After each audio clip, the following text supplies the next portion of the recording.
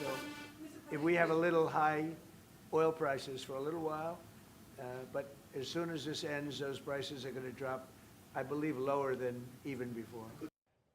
Well, now to the price you're paying at gonna pay at the gas station. We first showed you live at 11 o'clock. The prices in Kentuckiana had jumped right up to nearly $3 a gallon for unleaded. President Donald Trump today saying the conflict with Iran is worth the high oil prices, saying once it ends, he expects them to drop.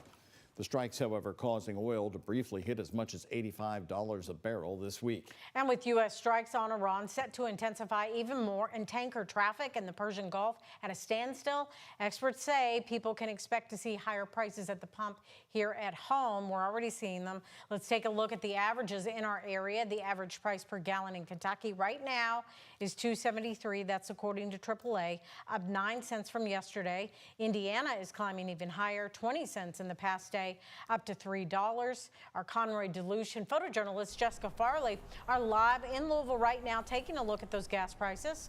Well, Conroy, this price increase is certainly hitting everybody, and it came in pretty fast late last night. Yeah, Doug, Connie, it's going to hit as soon as you go fill up the next time that you drive anywhere. Even here in Louisville, gas prices are about $2.80 according to AAA.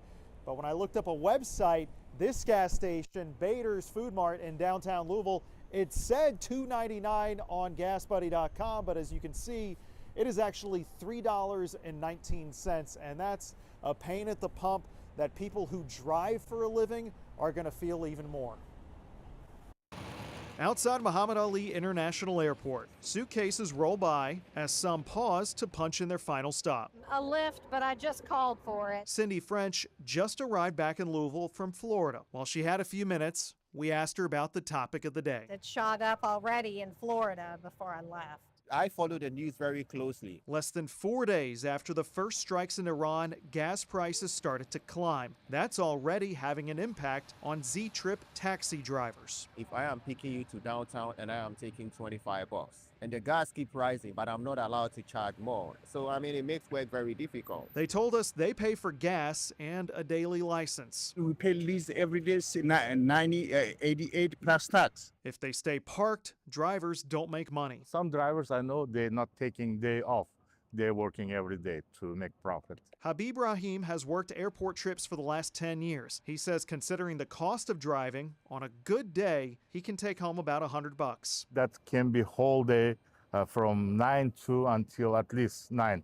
12 hours, sometimes more than that. If the strikes overseas continue and gas prices continue to go up, that will hit his wallet, along with every other Z-Trip driver. I'm hoping for the better. That's everything going to be finished quick as possible. If the price keep going up and I'm not making money, I might have to look for something else to survive on, not to drive. At a time when budgets are already tight, a bill that anyone who gets behind the wheel pays, it's going to take a bigger chunk of it. People have to choose between bills and groceries, gas, groceries, medicine. You know, it's bad. And Habib, one of those taxi drivers you heard from, he told me that bottom line, he is worried about his own budget, but he's even more worried about the human toll, the suffering that's happening so far overseas, and he hopes for a quick end to the strikes and this war overall. Doug, Connie, back to you. Conroy, thanks so much. Amid the conflict with Iran, the U.S. stock market is already feeling the impacts. This morning, the Dow Jones Industrial Average crashed 1,200 points in early trading, sending shockwaves across the market. But late today, it did rebound and closed down 400 points. So WHS 11 spoke to a local financial advisor today, and we asked, should people be worried right now when it comes to their money? Well, Mark Lampkin, CEO of Lampkin Wealth Management, says don't panic. Lampkin says a 1,200-point drop sounds scary, but it just needs some perspective. As the index grows in value, points become a smaller percentage of it. But for example, on Black Monday in 1987, the Dow lost just 508 points. That was 22.6% of its value back then. Today, a much larger decline of 1,200 points represents less than 2.5% because the Dow is over 50,000 points. Lampkin says now is not the time to panic and sell off your stocks. Avoid making permanent decisions for your financial portfolio on temporary geopolitical events. I think that's the biggest thing, because if you look at it, The biggest mistakes you've made with emotion. Take emotion out of it, put facts in it. We've been here before. The markets are survived. We're going to be fine over time.